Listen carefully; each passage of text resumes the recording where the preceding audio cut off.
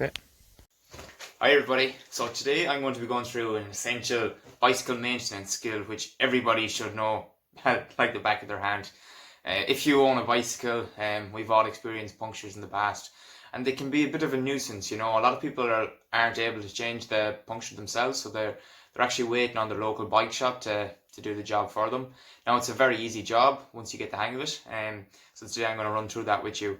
Now in the past people would have changed or fix a puncture a lot with a puncture repair kit. Now the thing with a puncture repair kit is it's a fairly tedious job, and there is a bit of skill to it. There's it's a bit of a mess with it, and sometimes it doesn't go right, and sometimes you can't fix a puncture with a puncture repair kit.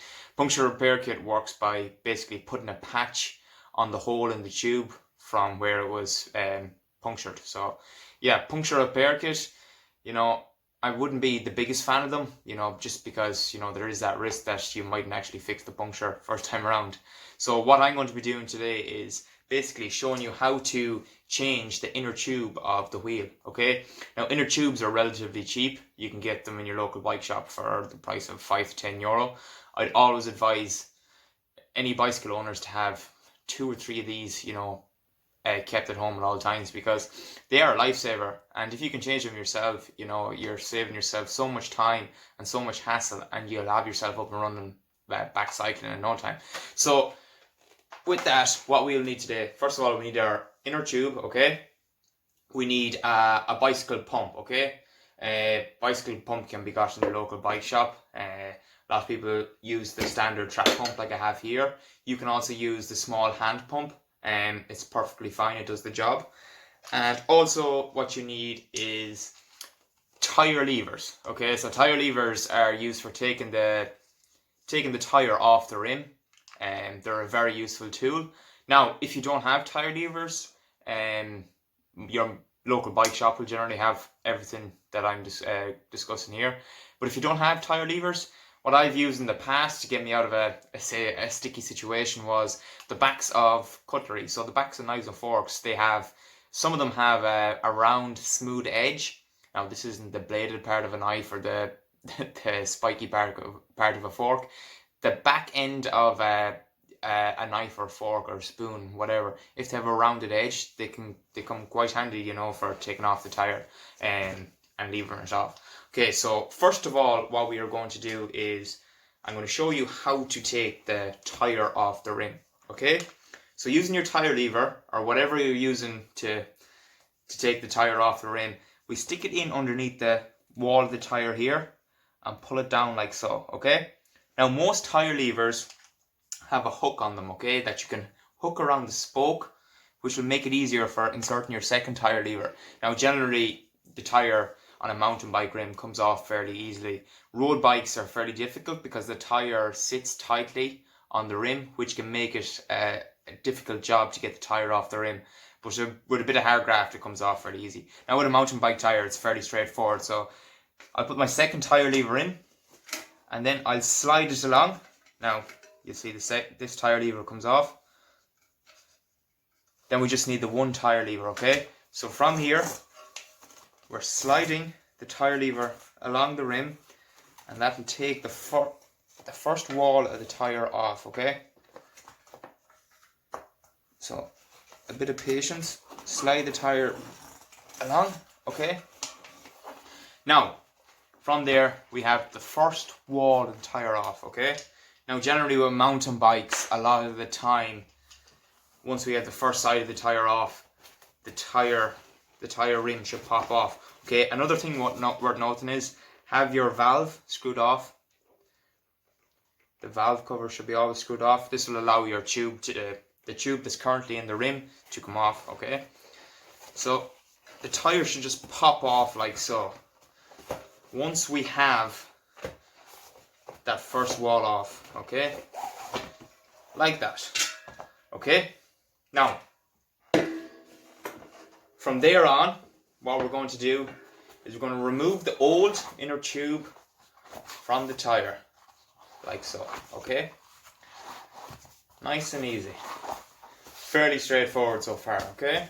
Now from here, the next important job to do is search inside the tire for anything that has got stuck in the tire that could cause a puncture when we put the new tube in, or anything that has caused the previous puncture. Okay, now you can do this by running your hand along the inside, or you can do a visual check. For now, I'm just going to run along the inside of the tire with my hand. Now if you feel anything that, you know, has a bit of a spike in it or anything like that, then you should take that out. Okay, this tire looks fairly good. Okay, so a lot of the time you can find bits of glass in them or thorns or something like that. Now, so this is, you know, you should be very careful when running your hand along the inside of the tire, just in case there's anything that could, you know, cut your hand or something like that. Now this tire is fairly good. Okay, now I'll leave this tire down, and the next thing, we need to get our inner tube ready for placing it into the rim as a replacement. Okay, now inner tubes can be got, you know, for €5 to €10 in your local bike shop. They are relatively cheap, and you know, puncture repair kits are around the same, €5. There's a lot more work in changing the puncture with a puncture repair kit, and as I said before, you know, a lot of the time you don't get it right depending on where the puncture, or where the, you know, the torn or the glass has cut the inner tube. So the first thing we're going to do is we're going to get our pump. Okay, now we're going to place a small bit of air inside the inner tube, okay, just to give it some shape for when we're placing it back into the rim. Okay, so a couple of pumps, not too much. Okay, so now the inner tube has some shape. Okay, so this will allow us to put it back into the rim without too much hassle. So if we don't put air into it, back into the tire or back into the tube, sometimes we can pinch it when we are placing the tire back on the rim. Okay, so the next thing we're doing is we're placing the tire back onto the rim before we put our inner tube in. Okay, so this is a fairly straightforward job. Now if you struggle with this, you can use your tire lever to get the tire back onto the rim. Okay, like so. Yeah. Now the next thing is we're placing the inner tube back in. Okay, so on the rim there's a hole for where the valve of the inner tube sits in. So that's going to go in there, like so. Now the next thing, what we're going to do is we're going to feed the tire back in between the walls. Or we're going to feed the inner tube, sorry, back into the tire walls, okay? Like so. We're making sure it's sitting in perfectly. Yeah. Okay. Now the next thing, once we have the tube placed back within the walls of the tire, we're going to gently feed the tire back onto the rim. Okay, so we have one side on already before we put the tube on. Now we're putting the second side back on. Okay, so we're nearly done now.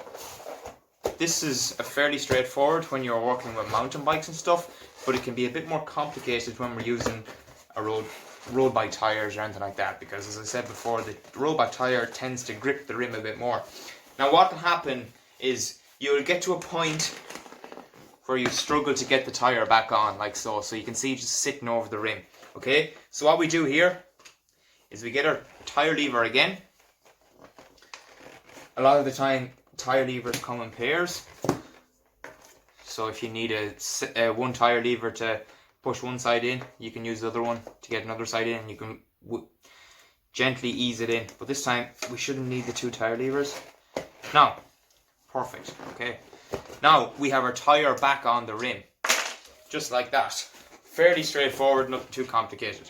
So first of all, we're going to run our hand and have a visual check just to make sure we're sitting on perfectly and we're all looking good. Okay, the next thing we're going to do is we're going to put air back in the tire. Okay, now a lot of people don't know what tire pressure goes into their tire. Okay, so generally most tires have the PSI written on the side of them, and that's the PSI you're going to pump the tire to once you have the tube changed.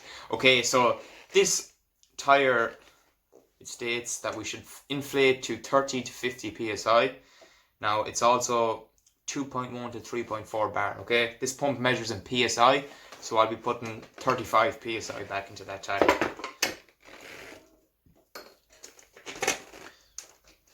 Now, a lot of good track pumps have a gauge on them so you can see what you're putting into them. But if you don't have a gauge, you can just go, you know, by pushing your finger down. We're not going for a rock hard, we're going for somewhere in between where there's a small bit of give in it, but not too much give that you could cause a pinch puncture when we hit something out in the road, okay? Now, just coming up to 35 PSI there now. Okay, and that's us good to go.